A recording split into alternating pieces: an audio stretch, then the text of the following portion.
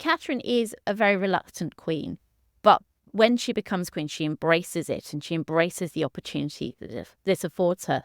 And one of this is in her writing.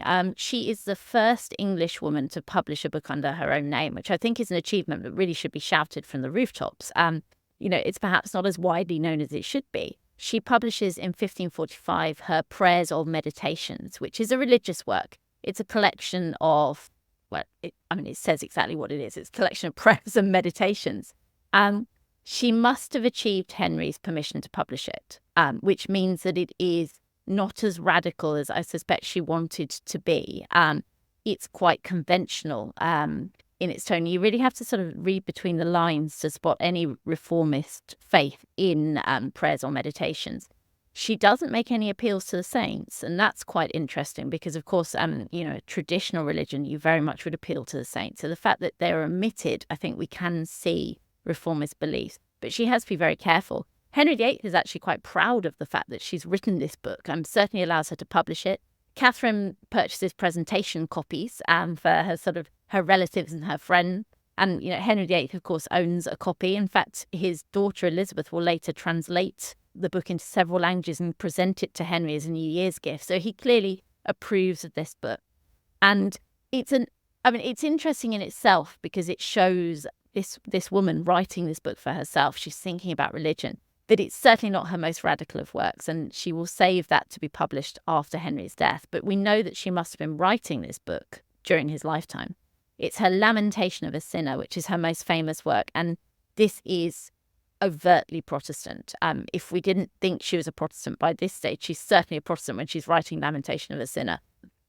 It's very inwardly reflective.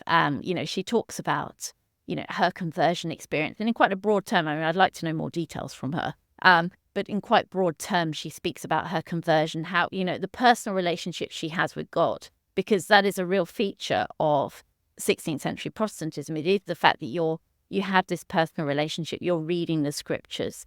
It's not mediated through the ceremonies of the church. And she sort of abases herself. She calls herself a sinner. She's not worthy. She also talks about the fact that, she would give up everything she has, all her jewels, her dresses, to bring one person over to the true church. I suspect she wouldn't, in that Catherine loves her clothing. Her accounts are full of very rich fabrics. But again, it demonstrates just how inwardly her piety is. She's clearly really, really thinking about religion. And she wants to convert people. She wants to tell her story. It's an evangelical text. She must have written this during Henry VIII's reign, or substantially so, because it's published not long after his death. But it's certainly not a book that he would ever give permission for her to publish. And actually, it's quite dangerous that she had the manuscript at all during his lifetime. Lamentation is released in the reign of Edward VI. So Edward VI's reign is when we get the proper Protestant Reformation in England. Henry has, of course, broken with Rome. He's made some changes to the traditional church, particularly publishing the Bible in English. Although he does backtrack. Actually, during his marriage to Catherine, he passes a law that makes it illegal for women to read the Bible in English, for example, and lower status men. So he does backtrack. But under Edward VI, thanks to Archbishop Thomas Cranmer and also Edward Seymour, James Seymour's brother, the Protestant Reformation really gets going. The churches are whitewashed, the bells are removed, the altars are taken out. You have to have a communion table in the centre of the church. So actually, in that context, Catherine's book is very much seen as an achievement. The circles she moves in, people are interested in it. It's seen as, sort of one of the monuments of the religious reform.